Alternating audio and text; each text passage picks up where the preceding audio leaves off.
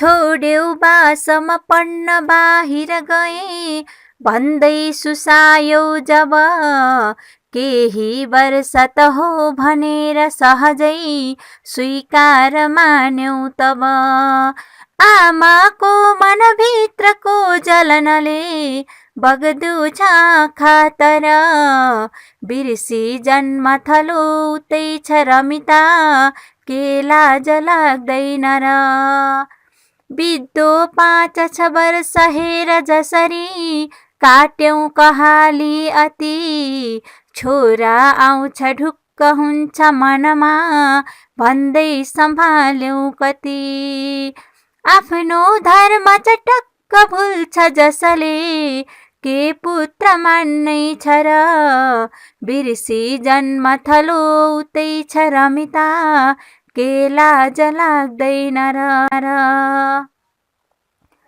आफ्ना सन्ततिको भविष्यसँगमै माता पिता साथमा छन् भन्ने नबुझेर स्वार्थ चुलिदा पीडा बढे गाथमा आफ्नो रौनकमा जुनी रुमलियो बिर्सेर आफ्नै घर बिर्सी जन्म थलो उतै छ रमिता के लाज लाग्दैन र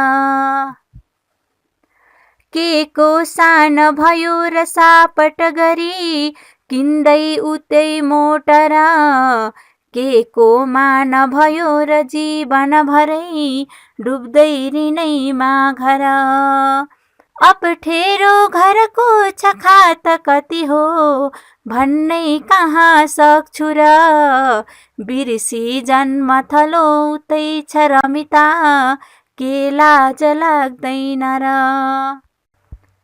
छोडी वृद्ध यतै विदेश घरको माया छ संसारको बाबाको पसिना र मातृ ममता भुल्ने कुलङ्गार हो आफ्नै जन्म दिने सफा हृदयका बग्दो छ खातर बिर्सी जन्म थलो उतै छ रमिता के लाज लाग्दैन र बिर्सी जन्म थलो उतै छ रमिता के लाज लाग्दैन र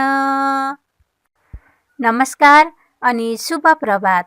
साहित्यकार मनप्रसाद वाग्लेद्वारा रचना गरिएको बाबाको चिठी शीर्षकको निकै नै मार्मिक कवितासँगै सम्पूर्ण विद्यार्थी भाइ बहिनीहरूलाई आजको कक्षामा हार्दिक स्वागत गर्दछु। सबैजना सन्चै हुनुहुन्छ हैन त भाइ बहिनीहरू? चिसो बढ्दै गइरहेको छ।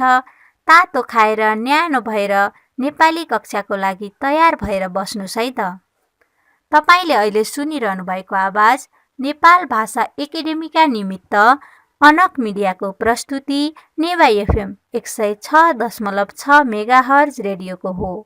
म कीर्तिपुर नगरपालिका 4 स्थित नेपाल एपीएफ स्कुलकी नेपाली विषय शिक्षिका शान्ता अधिकारी बोलिरहेकी छु।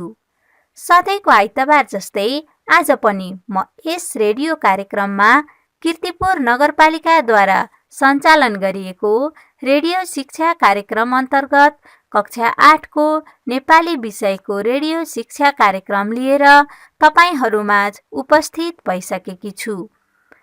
यो कार्यक्रम हरेक हप्ता आइतबारका दिन बिहान 8:30 बजे प्रसारण हुँदै आइरहेको छ र अबको करिब 30 मिनेट म तपाईहरूसँगै रहनेछु। त्यसैले सबैजना रेडियोको नजिक शान्त भएर बसिदिनुस् है त।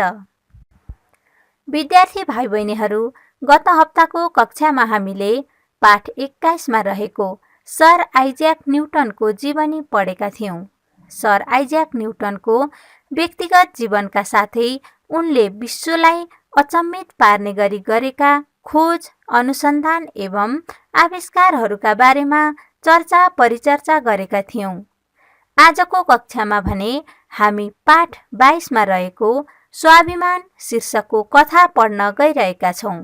विद्यार्थी भाइ बहिनीहरू, यो कथा हामीले अगाडि पढेका कथाहरूभन्दा अलि फरक विषयवस्तुमा लेखिएको कथा हो। यो कथा ऐतिहासिक विषयवस्तुमा लेखिएको कथा हो। यस कथाका लेखक कथाकार चेतन वासिष्ठ हुन्। उनले यो कथा नेपाल र अंग्रेज बीचको युद्धको विषयलाई लिएर रचना गरेका हुन्। विद्यार्थी भाइ बहिनीहरू, अब म स्वाभिमान कथालाई सस्वर वाचन गरेर सुनाउँछु है त। सबैजनाले पुस्तक अगाडि राखेर कथा सुन्ने र बुझ्ने प्रयास गर्नुस् है त। स्वाभिमान, चेतन वासिष्ठ। अब नेपालसँग युद्ध गर्ने बेला आयो। यति सानो देशले हाम्रो साम्राज्यमाथि धावा बोल्ने के सोचेका छन् यिनले? सूर्य नअस्ताउने साम्राज्यसँग एउटा भुसुनाले फुर्ती लाउन मिल्छ? रक्सीको चुस्की लिँदै जनरल हेस्टिङले आफ्ना सैनिक मित्रहरूसँग सल्लाह लिन चाहे। उनी इस्ट इन्डिया कम्पनीका लागि नयाँ गभर्नर थिए। उनले सैनिक सेवामा राम्रो ख्याति कमाइसकेका थिए। उनी उग्र, रुखो र कठोर स्वभावका भएकाले उनलाई नेपाल कब्जा गर्न ब्रिटेन सरकारले भारतमा 4 अक्टोबर 1813 मा गभर्नर बनाई पठाएको थियो। उनी आफू पूर्वका जनरल भन्दा आफूलाई भिन्न र शक्तिशाली ठान्थे। जिद्दी स्वभावका हेस्टिङ आफ्नो समयलाई महत्त्वपूर्ण बनाउन चाहन्थे। उनमा उत्कृष्ट महत्त्वाकांक्षा थियो। आफ्ना सहयोगीको प्रतिक्रिया आउनु पूर्व उनले फेरि भने, यस्तो सानो राष्ट्रले ब्रिटेनसँग जोरी खोज्ने? हामी मराठा, सिख र नेपालीलाई एकै श्वासमा निल्न सक्छौं। नेपाललाई त म औँलामा नचाइदिन्छु। यिनलाई लोभको पासो फालिदियो भने ती बत्तीको पुतली झैं झुम्मिन आउँछन् अनि छानी छानी यिनको अन्त्य गर्नुपर्छ। अनि त त्यो चिसो सुन्दर भूभाग हाम्रो हुन्छ। पहाडको शीतल फाँटमा सुन्दर बंगला बनाएर त्यहीबाट हाम्रो राज सुरु हुन्छ।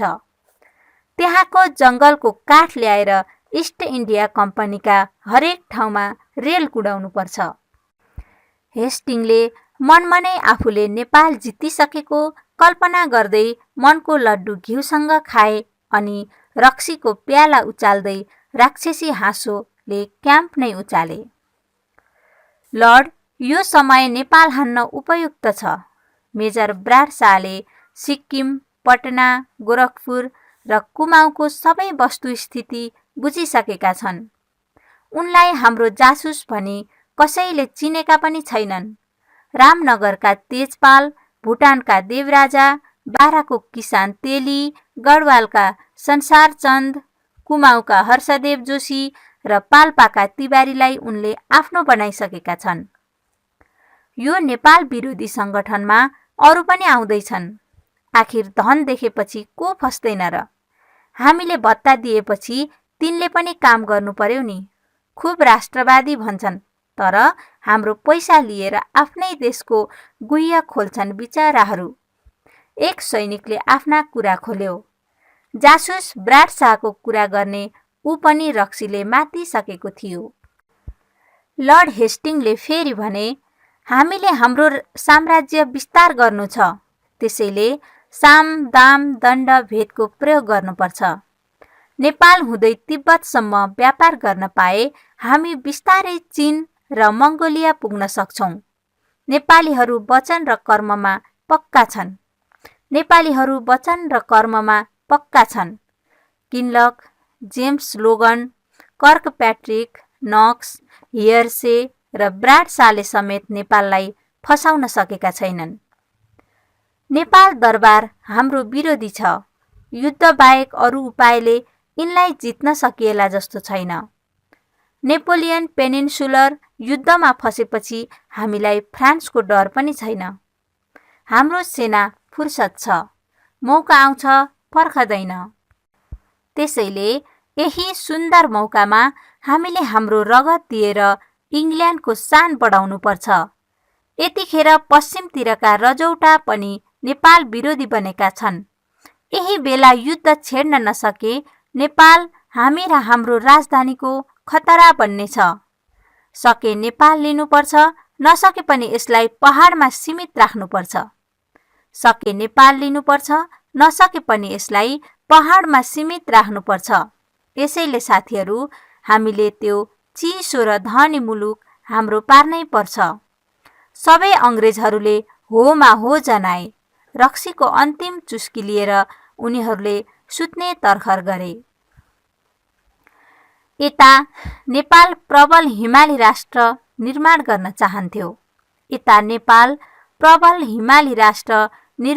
चाहन्थ्यो। पृथ्वीनारायण शाहको एकीकरण र राज्य विस्तारको नीतिलाई उनका उत्तराधिकारीले निरन्तरता दिएकै थिए। नेपालले तिब्बतको बाटो हुँदै मङ्गोलियाको सुन नेपाल भित्र्याई व्यापारिक समुन्नति बढाएको थियो। नेपालले अङ्ग्रेज विरोधी देशसँग सम्पर्क विस्तार पनि गरिरहेको थियो। पराजित रजौटालाई दबाउन नेपालले फ्रान्सबाट विशेषज्ञ ल्याई आफ्ना सेनालाई तालिम दिएको थियो। तर नेपालको युद्ध तयारी र सैनिक सबलताको यस स्थितिको सूचना आफ्ना जासुस मार्फत अङ्ग्रेजले लिइरहेको थियो। उनीहरू नेपाललाई युद्ध बाहेकका अन्य तरिकाले आफ्नो पार्न सकिँदैन भन्नेमा विश्वस्त भइसकेका थिए। उनीहरू अर्थात् अङ्ग्रेजहरू नेपाललाई युद्ध बाहेकका अन्य तरिकाले आफ्नो पार्न सकिँदैन भन्नेमा विश्वस्त भइसकेका थिए।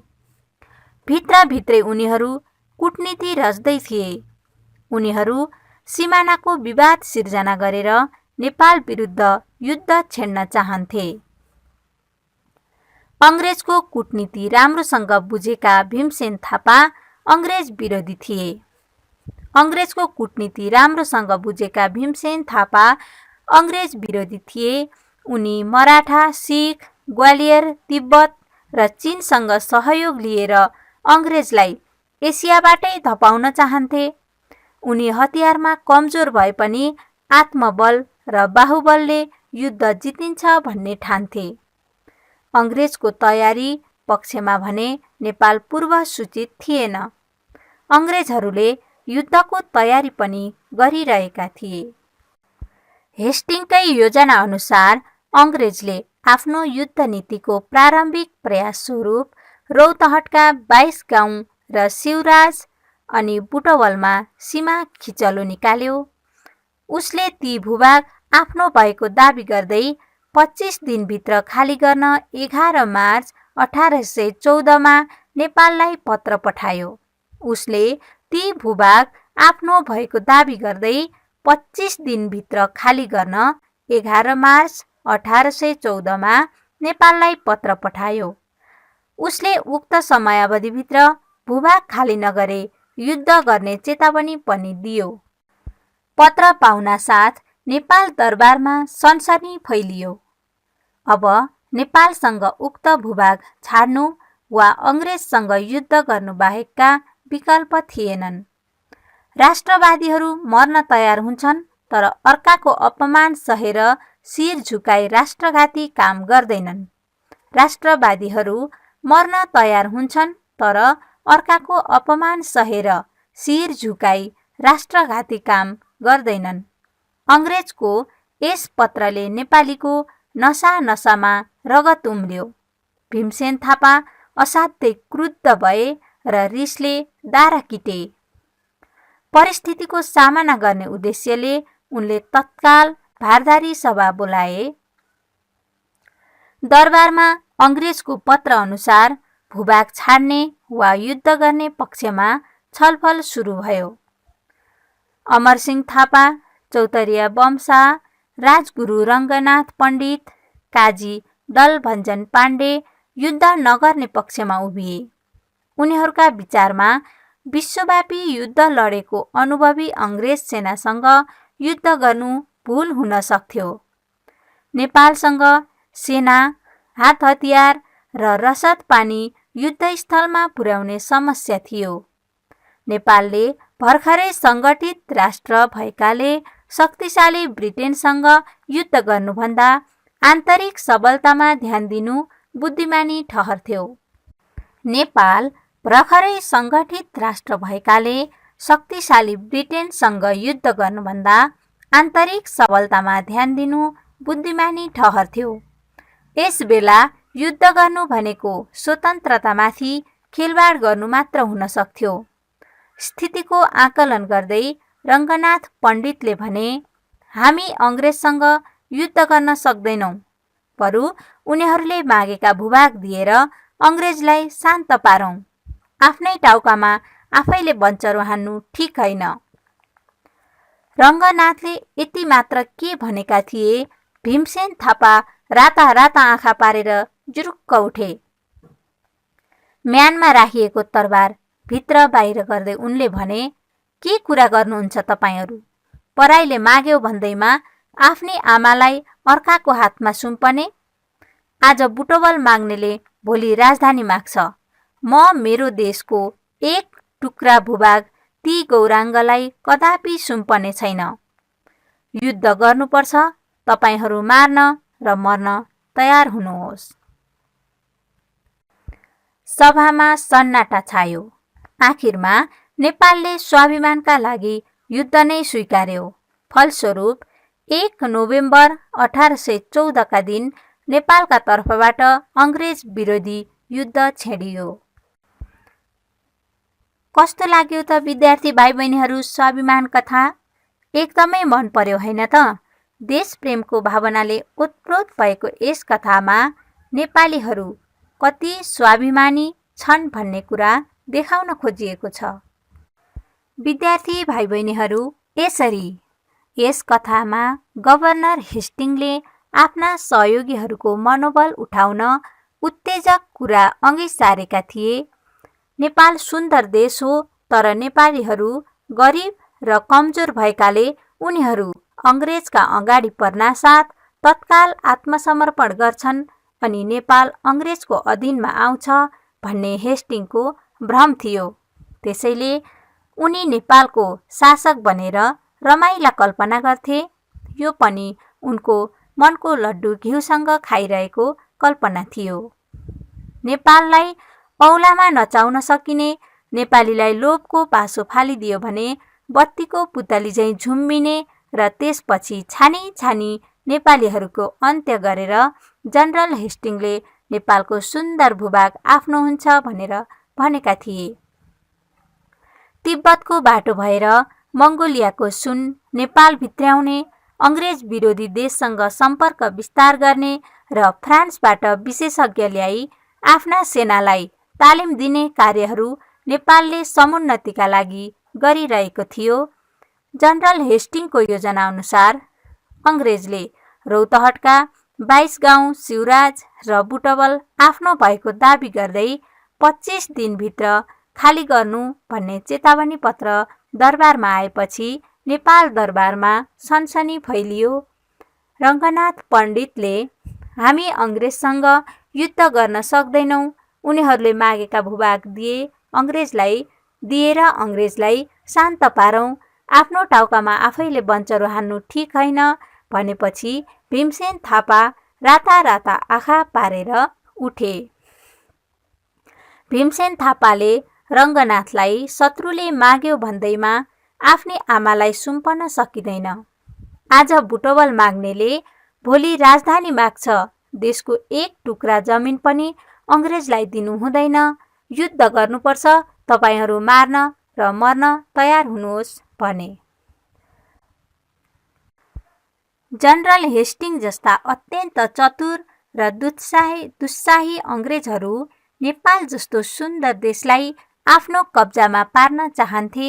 नेपालीहरूलाई सानोतिनो प्रलोभनमा पारेर सजिलै आफ्नो उद्देश्य पूरा गर्न सकिन्छ भन्ने उनीहरूलाई लागेको थियो। प्रलोभनमा पार्न कठिनाइ हुने कुरा थाहा पाएपछि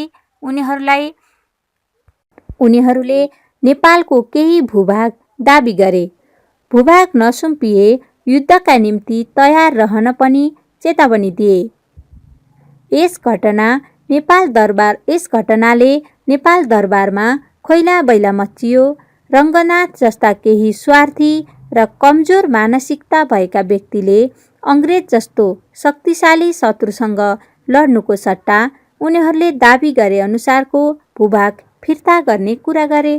तर साहसी र अङ्ग्रेजहरूको कूटनीति राम्रोसँग बुझेका भीमसेन थापाले अङ्ग्रेजसँग लड्न तयार रहेको जिकिर गरे।